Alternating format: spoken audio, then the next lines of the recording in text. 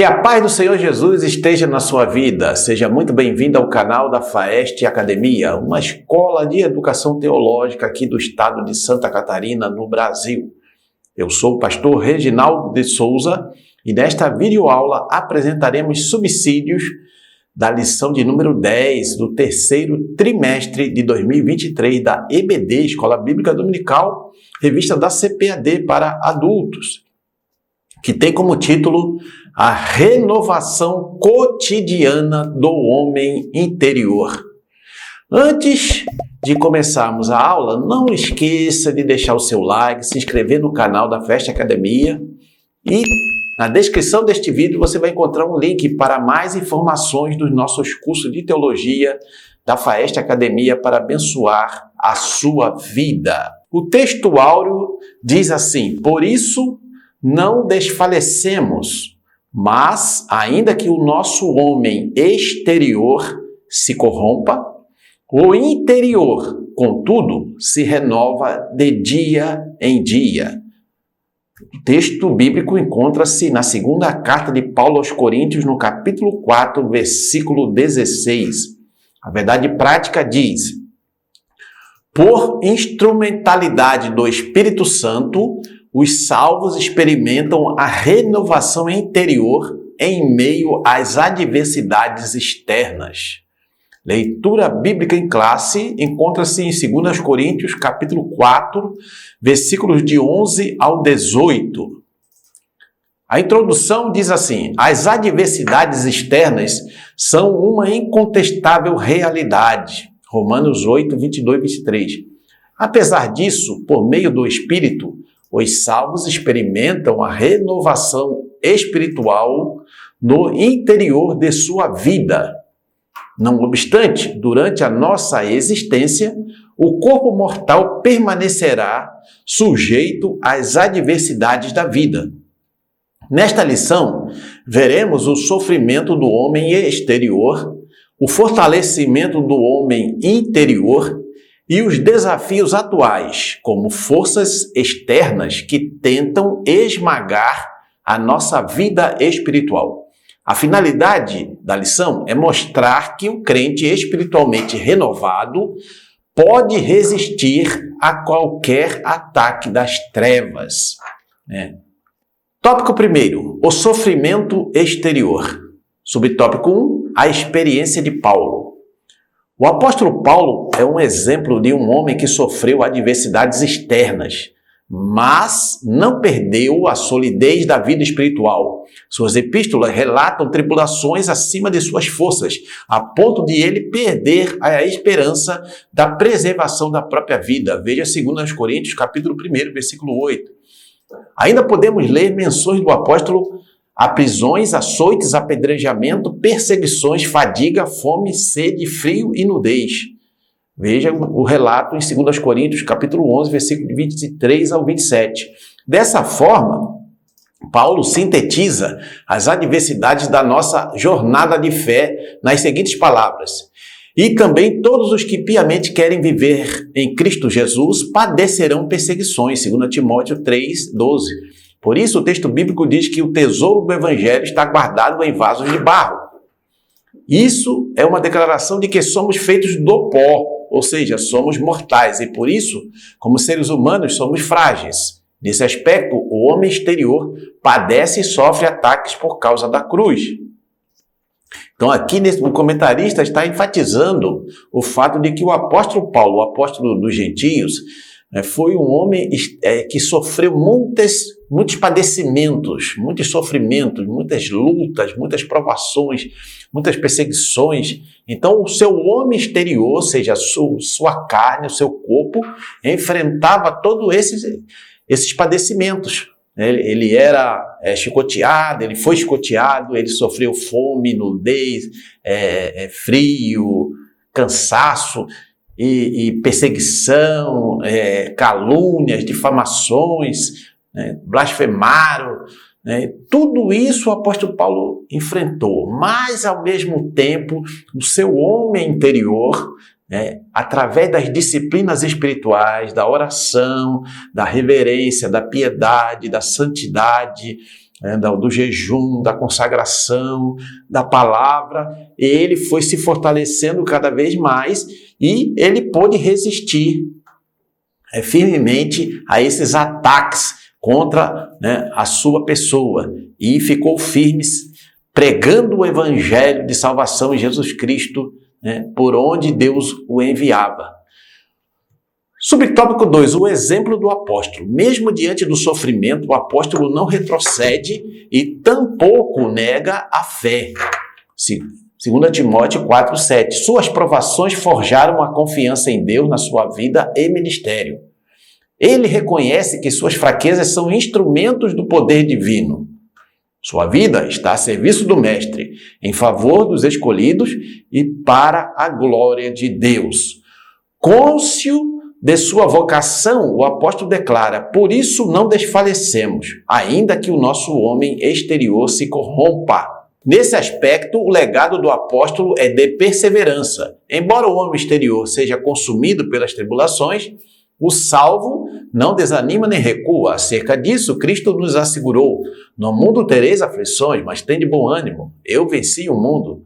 Evangelho de João, capítulo 16, versículo 33. Então, o apóstolo Paulo, que é o exemplo que o comentarista está usando, ele não retrocedeu diante das lutas, das adversidades que ele enfrentou. Tanto dos próprios judeus ali, que eram da sua etnia, como também por parte das autoridades gentílicas. Todas essas perseguições, esses enfrentamentos que o apóstolo Paulo passou ao longo da sua jornada missionária, ele perseverou, ele continuou firme, avançando, pregando o evangelho, olhando para Jesus, que o fortalecia dia após dia, porque ele estava bem consciente do que Jesus disse: no mundo tereis aflições. Todo crente fiel, piedoso, vai sofrer perseguições, lutas, tribulações nesta vida. Não está isento. Nenhum cristão verdadeiro está isento de sofrer tudo isso. No entanto, não podemos recuar. Temos que avançar no reino de Deus. Subtópico 3, a esperança do crente. Na Escritura, o contraste entre as aflições do homem e o poder de Deus estão assim representadas. Primeiro, atribulados, mas não angustiados. Significa que, mesmo pressionado, o crente não é esmagado. Perplexos, mas não desanimados. Indica que, mesmo confuso, o crente não se desespera. Perseguidos, mas não desamparados. Sinaliza que, mesmo ameaçado, o crente não é abandonado por Deus. Abatidos, mas não destruídos. Mostra que, mesmo derrubado, o crente não é nocauteado. O texto ensina que, embora nosso corpo esteja sujeito ao pecado e ao sofrimento, Deus sempre provê um meio de escape. 1 Coríntios 10, 13. Nosso Senhor obteve êxito sobre a morte e, do mesmo modo, temos esperança da vitória e da vida eterna. Portanto, como cristãos, não podemos deixar de aguardar a bem-aventurada esperança em Cristo. Então, aqui o comentarista está dizendo, usando aqui o texto de 2 Coríntios, no capítulo 4, a partir do versículo 8, que o cristão ele pode ser atribulado, mas ele não fica angustiado, porque mesmo pressionado, ele não vai ser esmagado. Quer dizer, vai ter um limite até onde essa pressão pode ir. Ele fica perplexo diante dos acontecimentos, mas ele não desanima, ele continua firme e prossegue para o alvo. Isso indica que, mesmo confuso diante de muitas coisas que acontecem, até das tribulações que sobrevêm à vida dele, ele não se desespera, porque ele sabe o Deus que ele serve e sabe que Deus está no controle de todas as coisas. Ele também é perseguido, mas ele não está desamparado, porque os anjos do Senhor estão acampados ao redor dele. Mesmo quando ele é ameaçado, ele não fica abandonado. Deus está ali com a sua mão poderosa sobre a vida dele. Ele também fica abatido, mas ele não é destruído. E mesmo que ele seja derrubado ali pelos inimigos, ele não vai ser nocauteado, porque Deus vai levantá-lo, vai sustentá-lo e vai guardá-lo nas suas mãos poderosas. Tópico 2, a renovação interior. Subtópico 1, o fortalecimento diário. A Bíblia enfatiza que o Espírito Santo é o agente que habilita o cristão a manter-se firme na adversidade. Evangelho de João, capítulo 14, versículos 16 e 17. Esse poder do Espírito atua no homem interior e capacita o crente a perseverar e a viver afastado do pecado.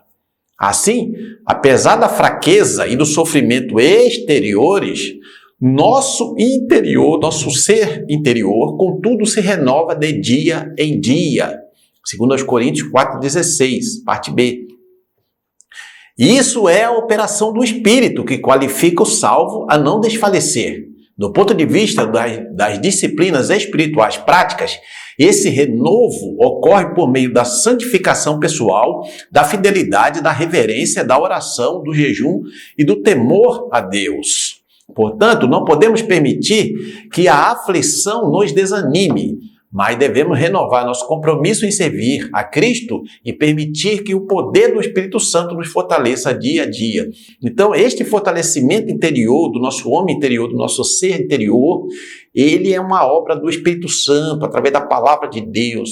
Né? À medida que nós oramos, que nós meditamos na palavra dia e noite, isso vai nos fortalecendo a buscar uma vida de santificação na presença de Deus, uma vida consagrada, uma vida de piedade verdadeira, né, onde nós podemos verdadeiramente sermos luz do mundo e sal da terra. E com isso, as aflições que vêm de fora, né, que são os ataques do maligno, as tentações da carne, as tentações, as seduções do mundo, não vão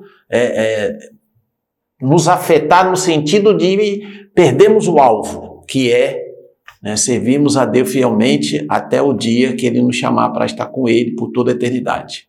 Subtópico 2, o eterno peso da glória. O apóstolo Paulo declara o seguinte: a nossa leve e momentânea tribulação produz para nós um peso eterno de glória muito excelente. Segundo aos Coríntios 4,17. Aqui ele faz um contraste entre o sofrimento presente e o futuro glorioso.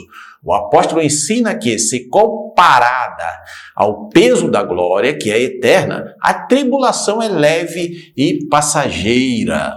Nesse sentido, a adversidade serve como instrumento encorajador do homem interior, impulsionando-o a prosseguir.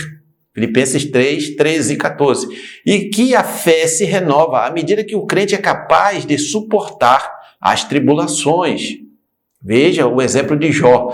Portanto, faz-se necessário sermos sábios diante da tribulação, fugindo da murmuração e reconhecendo que as lutas, segundo o critério de Deus, são inevitáveis. Entretanto, as Escrituras ratificam, confirmam que as aflições deste tempo não podem ser comparadas com a glória do porvir. Romanos 8, 18.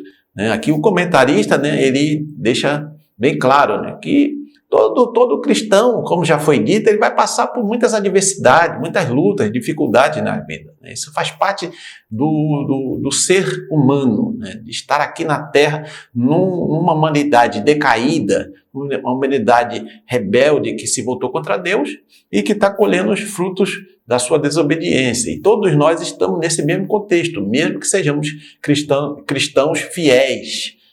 No entanto, o Espírito Santo opera em nosso ser interior para nos fortalecer e a gente vai entender, através da operação do Espírito Santo e da palavra de Deus, que essas lutas não são nada em comparação com a glória que em nós há de ser revelada na eternidade, quando o Senhor vier arrebatar a sua igreja, vier buscar o seu povo e nós estivermos com Ele e vivemos toda a eternidade na sua santa e gloriosa presença.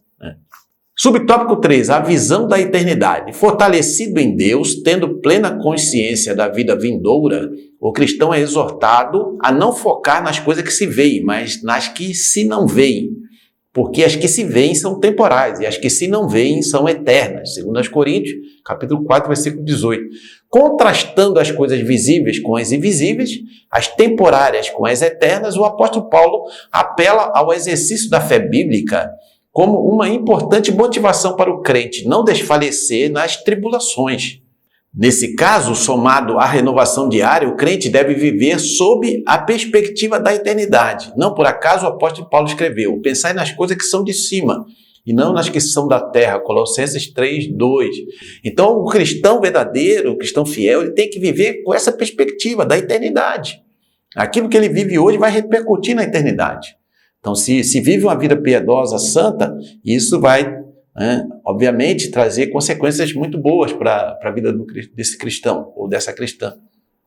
No entanto, se o contrário, a recíproca também é verdadeira, né? Se vive de qualquer maneira, se vive em desobediência aos princípios da palavra de Deus, também as consequências serão amargas, né? Então, a gente tem que ter sempre essa perspectiva da eternidade, porque o que nós fazemos aqui na Terra hoje repercute para a eternidade. Temos que levar sempre isso em consideração. As coisas daqui da Terra são temporárias. As coisas futuras, né, do reino dos céus, do reino de Deus, são eternas. Se você quer aprender mais sobre a palavra de Deus, na descrição desse vídeo tem um link para os cursos de teologia da FAEST Academia. A FAEST Academia é uma escola de educação teológica com mais de 15 anos de experiência aqui do estado de Santa Catarina. Ao finalizar essa videoaula, passe lá e aproveite a oportunidade de estudar teologia com quem entende do assunto, professores, pastores, né, das Assembleias de Deus, que estudam a Bíblia com seriedade para abençoar a sua vida. Os nossos certificados dos nossos cursos de teologia são reconhecidos por convenções de igrejas evangélicas espalhadas por todo o Brasil. Tópico 3, os desafios de hoje. Subtópico 1, cultura secularista. O espírito da Babilônia, por meio da cultura secularista, procura esmagar a vida espiritual dos crentes. É um sistema materialista, conforme estudamos até aqui no trimestre, que nega a realidade espiritual, a existência de Deus, a verdade bíblica e todo o conjunto de valores provenientes da palavra de Deus. Diante desse ataque, o Altíssimo continua a buscar um povo que seja renovado por dentro, resista aos ataques externos e tome posição contra o advento do mal. Então veja bem, esse espírito da Babilônia, que é o tema ao longo desse trimestre, que nós já trabalhamos nas aulas anteriores, por meio da cultura secularista, procura justamente esmagar, sufocar a vida espiritual dos crentes, dos verdadeiros crentes, né? Aqueles que querem realmente fazer a vontade de Deus.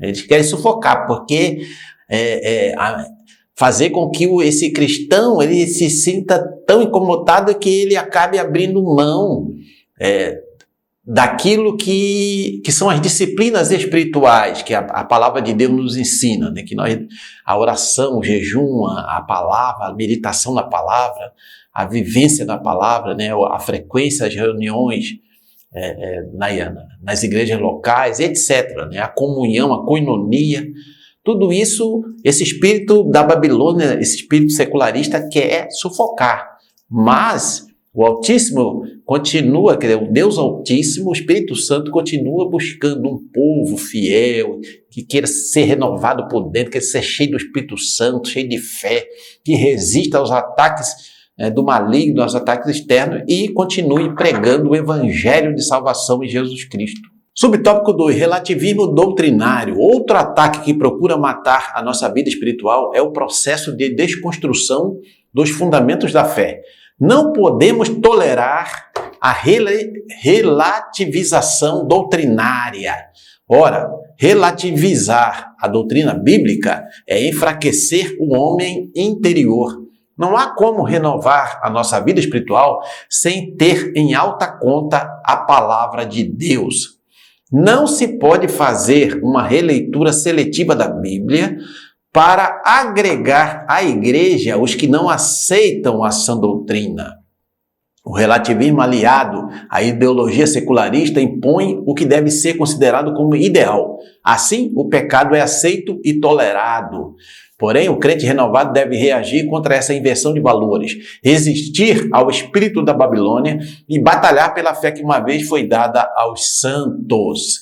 Então, veja bem, aqui o comentarista também vai dizer que esse relativismo cultural, esse relativismo que é justamente aliado à ideologia secularista, quer impor um pensamento antibíblico, anticristão. e quer que todos pensem assim, que todos pensem igual. Mas o cristão renovado pelo Espírito Santo, sempre buscando a Deus em oração, na palavra, ele tem que resistir a esse espírito da Babilônia e batalhar pela fé que uma vez foi dada aos santos, ou seja, continuar pregando o verdadeiro evangelho, continuar pregando que a porta é estreita e o caminho apertado que conduz à vida eterna, que Jesus é o único caminho e a verdade e a vida. O cristão verdadeiro precisa continuar pregando o verdadeiro evangelho. Subtópico 3, batalha espiritual. Todo salvo trava uma batalha espiritual neste mundo. A Escritura diz que Satanás é o Deus deste século e que o mundo jaz no maligno, 2 Coríntios 4:4 e 1 João 5:19. Por isso, nossa declaração de fé das Assembleias de Deus realça que foi com engano que ele começou as suas atividades contra o ser humano. E é com essa arma do engano que o diabo e seus agentes ainda seduzem as pessoas deste mundo, enganando as pessoas, fazendo-as acreditar em mentiras que a Bíblia condena. Outrossim, os espíritos malignos têm capacidade de influenciar os que vivem na desobediência, manipulando, aprisionando e colocando pessoas contra Deus. Efésios 2:2. Por isso, a Bíblia alerta que a nossa luta não é contra o homem, contra os seres humanos, mas contra os demônios. Efésios 6:12. De certo, o crente renovado, de posse da armadura de Deus, deve posicionar-se contra as ciladas do diabo, orando em todo o tempo com toda a oração e súplica no Espírito. Efésios 6:18. Então aqui o comentarista, fechando o tópico 3, ele vai falar sobre essa batalha espiritual que todo cristão enfrenta. O inimigo é astuto, é ardiloso, é sutil, está sempre ao nosso derredor, buscando uma brecha para nos derrubar, nos tragar. E a nossa luta não é contra a carne e o sangue, não é contra seres humanos. Nós não lutamos contra as pessoas que propagam certas ideologias, não. É contra os principados e potestades, os demônios, as hostes espirituais da maldade. E para vencer nesta batalha espiritual, nós precisamos lançar mão da armadura de Deus, lançar mão das armas que Deus nos concede espiritualmente, a oração, o jejum, a consagração, a santidade de vida, a palavra vivida, a palavra praticada. É isso que realmente vai nos fortalecer para vencermos nessa batalha espiritual. Estamos chegando à conclusão. Se você está sendo abençoado ou abençoada por essa videoaula, não esqueça de deixar o seu like, de comentar, de se inscrever no nosso canal da Faeste Academia. E também não esqueça de, aqui na descrição, ver o nosso link para você ter maiores informações sobre nossos cursos de teologia, curso básico, curso médio e cursos livres na área teológica, para abençoar a sua vida. Durante a existência do corpo mortal, nosso homem exterior estará sujeito a tribulações desta vida. Apesar do padecimento e das aflições, nosso homem interior não deve desfalecer, mas se renovar por meio do poder do Espírito. Assim, os sofrimentos do tempo presente não podem ser comparados com o peso de glória eterna reservado para os fiéis. Por isso, no tempo presente de ataques e desconstrução da fé cristã, necessitamos de renovação do nosso interior dia a dia para enfrentar o poder do pecado e do mal. Estamos num campo de batalha. É isso que o comentarista aqui na conclusão está querendo dizer. Estamos no campo de batalha, estamos enfrentando um inimigo que é forte, que é astuto, que é ardiloso e que tenta nos derrubar dia após dia. Mas maior que está em nós é o Espírito Santo de Deus. Nós somos templo do Espírito Santo, santuário do Deus vivente. E devemos buscar, através do Espírito Santo da Palavra de Deus, ser revestido de poder cada dia mais para vencermos essa batalha espiritual, porque a vitória é nossa em o nome do Senhor Jesus Cristo. Deus abençoe a sua vida, os seus estudos, e nos encontramos na próxima videoaula, querendo Deus.